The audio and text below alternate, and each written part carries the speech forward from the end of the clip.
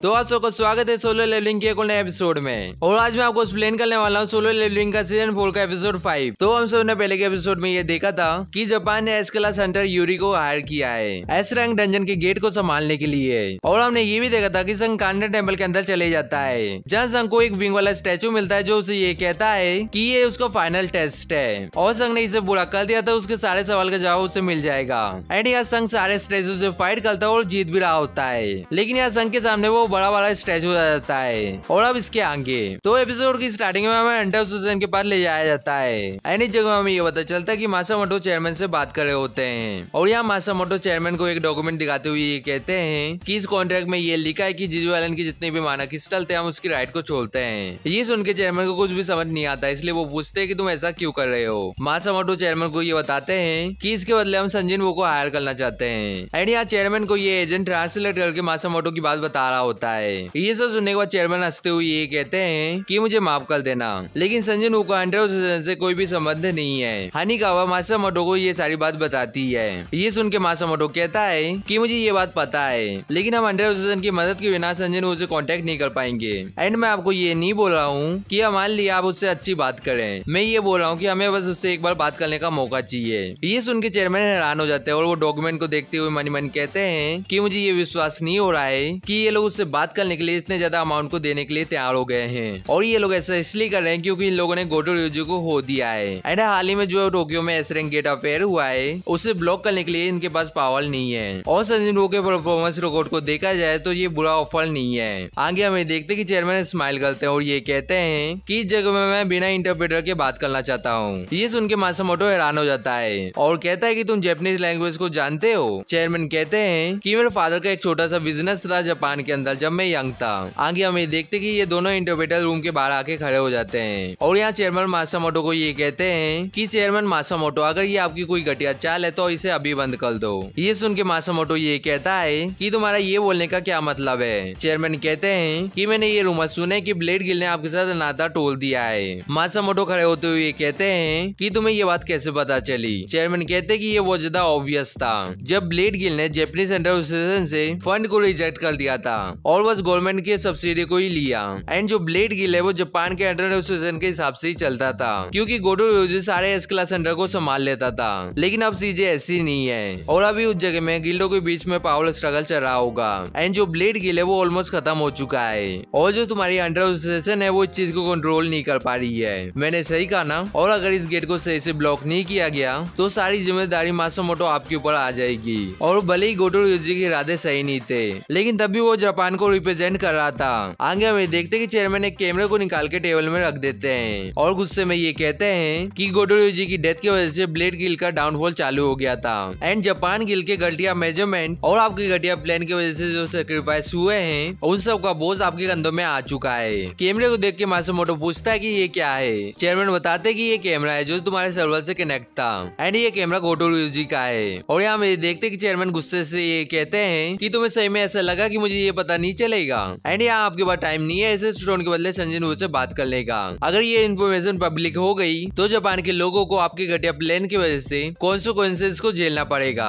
ये सुन के मासामोटो को बहुत ज्यादा पसीना आने लगता है। आगे हमें देखते कि चेयरमैन गुस्से से उस कैमरे को तोड़ देते हैं। एंड इस जगह में जो टेबल होता है वो भी टूट जाता है। ये देखिए मासामोटो बहुत ज्यादा डर जाते हैं। आगे चेयरमैन मासामोटो को ये कहते हैं कि मैं इतना भी कोल्ड हार्टेड नहीं हूँ कि मैं ऐसी चीज करूंगा, और मैं ये नहीं चाहता कि एक पूरी कंट्री नहीं पूरा एशिया एक इंसान की वजह से मुसीबत में पड़ जाए। और इसके लिए तुम्हें संजन वू को शुक्रिया करना चाहिए। एंड इसकी वजह से सीन शिफ्ट होता है और हमें संग के पास ले जाया जाता है जो इन्हें स्टैचू से फाइट कर रहा होता है। और यहाँ हमें देखते कि संग एक स्टैचू के गर्दन को काट देता है। एंड यहाँ संग मन मन कहता है कि ये लोग आते ही जा रहे हैं। और यहाँ संग जैसे पीछे बोलता है वो ये नोटिस करता है कि वो बड़ा वाला स्टैचू उसके ऊपर अटैक करने वाला है। संग यहाँ अपने डेगर को निकालते हुए मन मन कहता है कि बहुत ज्यादा लेट हो चुका है, मैं इस अटैक को डॉज नहीं कर सकता।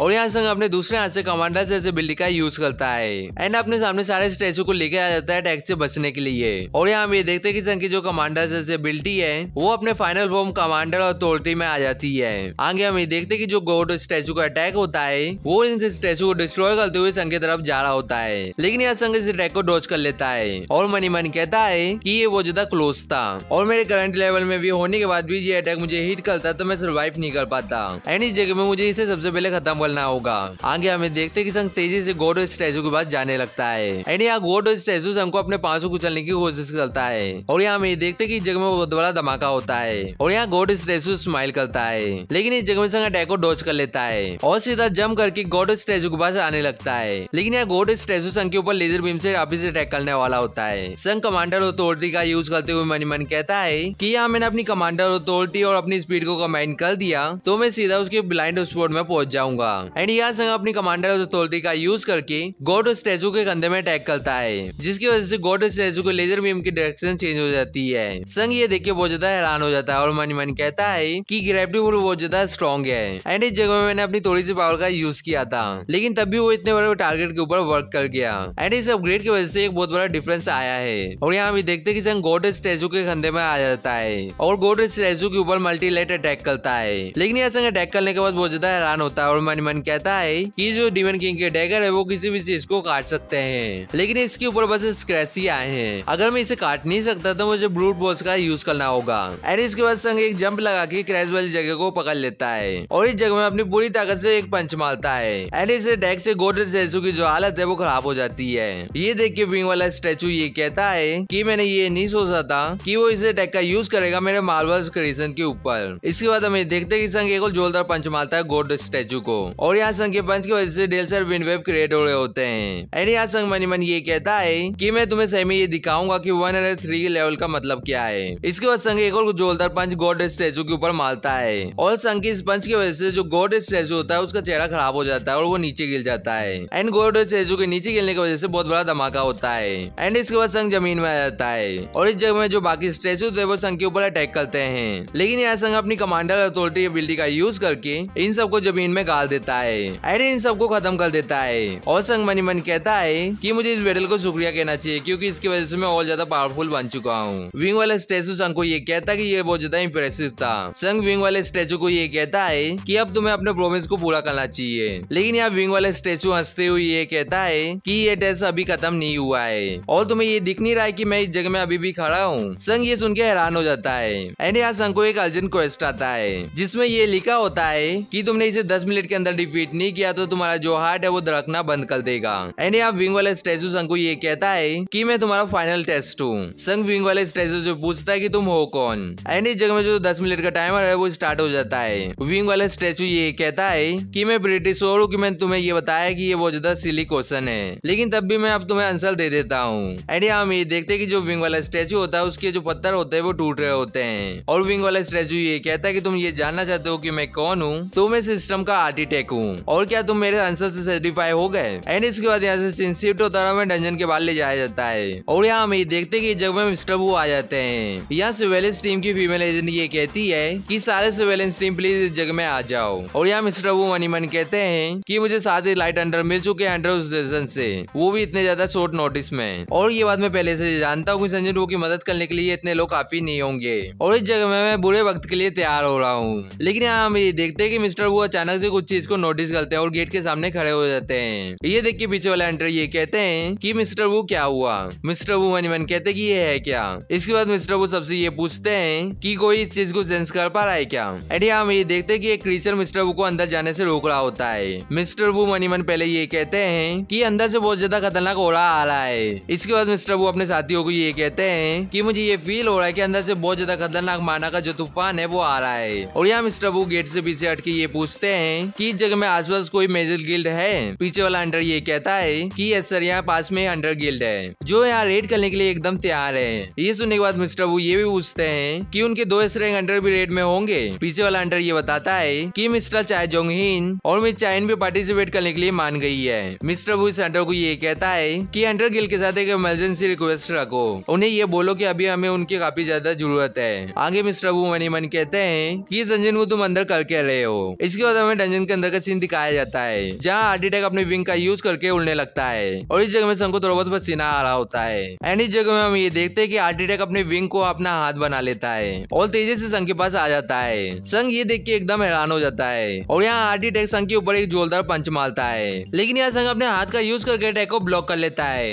लेकिन यहाँ आर्टिटेक अपने दूसरे हाथ से संग के पेट में एक जोरदार पंच मारता है एंड इस जगह में संग तेजी से दीवार में जाकर टकराता है और इस जगह में बहुत बड़ा धमाका होता है और यहाँ हम ये देखते हैं कि संग के मुंह से खून भी निकल रहा होता है। लेकिन यहाँ तुरंत आर्टिटेक संग के ऊपर अटैक कर देता है, लेकिन संग उसके अटैक को डॉज कर लेता है और इस जगह में आर्टिटेक संग को भागने का मौका देता ही नहीं है और यहाँ संग के ऊपर लगातार अपने आठों हाथ से पंच कर रहा होता है। लेकिन यहाँ आर्टिटेक ये देखता है कि इतने सारे अटैक के बाद भी संग अभी भी जिंदा है और अटैक को ब्लॉक कर रहा है और यहाँ हम ये देखते हैं कि संग के फेस में से खून निकल रहा होता है। आर्टिटेक स्माइल करते हुए ये कहता है कि ये चीज बहुत ज्यादा इंप्रेसिव है और इस जगह में तुम मेरे एक्सपेक्टेशन में खड़े उतरे हो। एंड ये बोल के आर्टिटेक संग के फेस में एक जोरदार पंच मारता है और इस पंच की वजह से संग के अंदर से और ज्यादा खून निकलने लगता है। लेकिन यहाँ संग तुरंत ही आर्टिटेक के फेस में एक जोरदार पंच मारता है जिससे आर्टिटेक भी बहुत ज्यादा पीछे चल जाता है। एंड यहाँ आर्टिटेक ये कहता है कि किसे पता था कि मुझे ह्यूमन बीइंग से लड़ने में इतना ज्यादा मजा आएगा और मैंने अपनी पूरी लाइफ में ये नहीं सोचा था कि एक ह्यूमन मेरा एक वर्दी ओपोनेंट होगा। एंड ये चीज कितने ज्यादा मनोरंजक है। आगे हम संग को देखते हैं जिसके सर में से खून निकल रहा होता है और यहाँ संग मन मन ये भी कहता है कि इस बंदे ने मुझे इस जगह में बुलाया जैसे मेरे लेवल 101 हो गई। एंड इससे ये लगता था कि मैं इसके सामने कुछ भी नहीं हूँ, लेकिन मैं ऐसा कर सकता हूँ। इसके बाद संग आर्टिटेक को कहता है कि आर्टिटेक मेरे पास तुम्हारे लिए बहुत सारे क्वेश्चन है जो तुमसे मुझे पूछना है। तुमने ये सिस्टम क्यों बनाया और तुमने मुझे प्लेयर के रूप में क्यों चुना है और इस वर्ल्ड के अंदर अभी क्या हो रहा है। आर्टिटेक संग की तरफ तेजी से आते हुए ये कहता है कि तुम ये जानने के लिए बहुत ज्यादा उतावले हो रहे हो और तुम ये सोच रहे हो कि अगर तुमने मुझे मार दिया तो तुम्हें कोई भी सवाल का जवाब नहीं मिलेगा। संग आर्टिटेक से दूर जाते हुए मन मन कहता है कि मैंने क्लोज फाइट की तो मैं डिसएडवांटेज में आ जाऊंगा।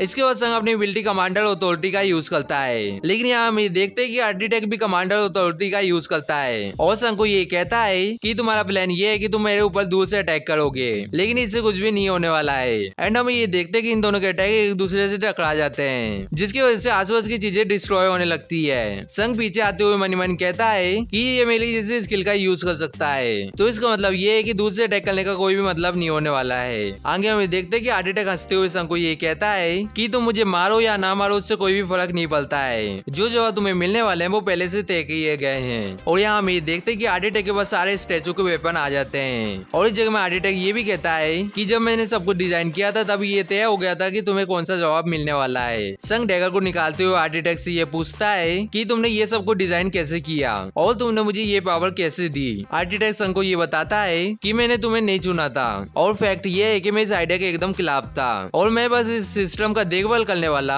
आर्टिटेक और मॉडरेटर हूँ एंड ये मेरा परफेक्ट डिजाइन है। आगे संग ये देखता है कि उसके पास 6 मिनट बचे हुए हैं। संग ये देख के मन ही मन कहता है कि मेरे पास अब एक भी टाइम नहीं बचा है, इसलिए मुझे इससे आमने सामने फाइट करनी पड़ेगी। आर्टिटेक संग के पास अटैक करते हुए आते हुए ये कहता है कि बचे हुए इस टाइम में मैं अपनी पूरी पावर का यूज करने वाला हूँ, लेकिन यह संग आर्टिटेक के अटैक को डॉज कर लेता है। लेकिन इसके बाद तुरंत आर्टिटेक संग के ऊपर लगातार अटैक कर रहा होता है और यहाँ संग अटैक को डॉज कर रहा होता है। लेकिन हम ये देखते हैं कि संग के अंदर एक नई पावर अवेक हो जाती है एंड संग मन ही मन कहता है कि जग में हो क्या रहा है और जितने भी मेरे सेंसेस है वो और ज्यादा शार्प हो गए हैं, मैं इसे हरा सकता हूँ। इसके बाद संग कहता है कि long sword, spear, blade, axe armour, मैं इन सारी चीजों को मूवमेंट को सेंस कर पा रहा हूँ। और यहाँ हम ये देखते हैं कि संग आर्टिटेक के फेस में एक स्लाइस मार देता है। ये देख के आर्टिटेक बहुत ज्यादा हैरान हो जाता है और कहता है कि मैं अपनी पूरी पावर का इस जगह में यूज कर रहा हूँ और ये कैसे मेरे सारे अटैक को ब्लॉक कर पा रहा है और ये तेज होते जा रहा है। एंड यहाँ संग लगातार आर्टिटेक के ऊपर अपने डैगर से अटैक कर रहा होता है और यहाँ संग आर्टिटेक के एक हाथ को काट देता है। आर्टिटेक ये देख के ये कहता है कि मैं एक फेक बॉडी के अंदर हूँ, लेकिन मुझे ये विश्वास नहीं हो रहा कि ये इतना केपेबल है कि ये मुझे इस बॉडी के अंदर पेन पहुंचा पाए और अब सारी चीजें समझ आ रही है, तुमने इसी वजह से इसे चुना था। आर्टिटेक संग को देखते हुए ये भी कहता है कि वो एक छोटा सा फिक्शन है, लेकिन वो इसके साथ पूरा मिक्स हो चुका है। इसके बाद आर्टिटेक चिल्लाते हुए कहता है कि तुम बस एक इंसान हो, तुम्हारी हिम्मत कैसे हुई। आगे हम ये देखते हैं कि संग के पास बस 3 ही मिनट बचे हुए हैं। तभी हम ये देखते हैं कि जगह में सारे स्टैचू खड़े होने लगते हैं और जो गॉड स्टैचू होता है वो भी खड़ा होने लगता है एंड संग के ऊपर अटैक करने के लिए आ रहे होते हैं। संग तेजी से एक जंप करके कमांडर अथॉरिटी एबिलिटी का यूज करता है, जिसकी वजह से जितने भी छोटे स्टैचू होते हैं वो दूर जाके फेंकाते हैं और यहाँ गॉड स्टैचू संग के ऊपर एक जोरदार पंच मारता है, लेकिन यहाँ संग उसके अटैक को डॉज कर लेता है और सीधा आर्टिटेक के पास जाने लगता है। एंड हम ये देखते हैं कि संग आर्टिटेक के ऊपर मल्टीलेटर अटैक करता है और इस अटैक की वजह से संग आर्टिटेक के एक और हाथ को काट देता है, लेकिन आर्टिटेक अपने दूसरे हाथ से सोर्स से संग के ऊपर अटैक करता है जिसे संग डॉज कर लेता है। आगे हम ये देखते हैं कि संग के ऊपर एक स्टैचू अपने सील से अटैक करता है और यहाँ संग जैसे इस स्टैचू को देखता है उसे ये याद आता है कि ये वही स्टैचू है जिसने संग के पहले पैर को काटा था और इसे यहाँ देख के संग को बहुत ज्यादा गुस्सा आ जाता है। इसलिए संग एक बहुत बड़ी जंप लेके इस स्टैचू के सर को अपनी कोहनी से तोड़ देता है। इसके बाद संग सीधा हार्ट अटैक के पास जाके दोनों बचे हुए हाथ को भी काट देता है और हम ये देखते हैं कि जग में बहुत बड़ा धमाका होता है। यहाँ से धुआं हटने के बाद हम ये देखते हैं कि संग ने हार्ट अटैक के गर्दन में अपने डेगर को रखा हुआ होता है। हार्ट अटैक की जगह में ये कहता है कि मैं हार चुका हूँ और ये जो टेस्ट है वो खत्म होता है और यहाँ संग के बाद 2 मिनट और 11 सेकंड ही बचे हुए होते हैं और ये एपिसोड यहीं पे खत्म होता है। और जाने से पहले आप सबको मैं ये बता दूं कि मैं लाइव स्ट्रीम करने का सोच रहा हूँ एंड उस जगह में आप मुझसे कोई भी क्वेश्चन पूछ सकते हो और इस जगह में कौन कौन एक्साइटेड है लाइव स्ट्रीम के लिए कमेंट में जरूर बताना। और ये एपिसोड यहीं पे खत्म होता है और हम मिलेंगे किसी नेक्स्ट वीडियो में। सायोनारा।